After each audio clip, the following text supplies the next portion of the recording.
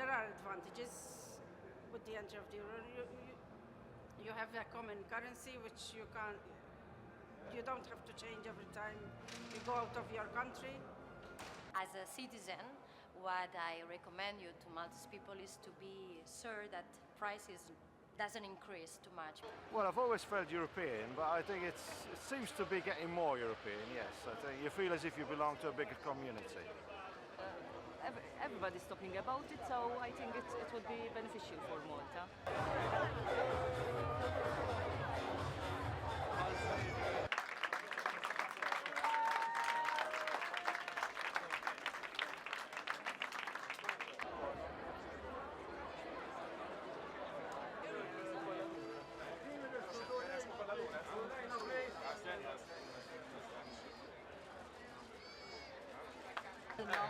Oriona.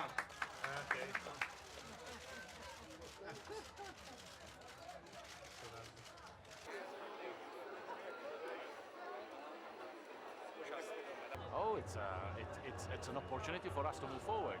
The introduction of the euro means that Malta is now more close to the European reality. It means that it will attract more investment, more jobs, better jobs. It's what the Maltese community wants, and therefore it's an important achievement for us.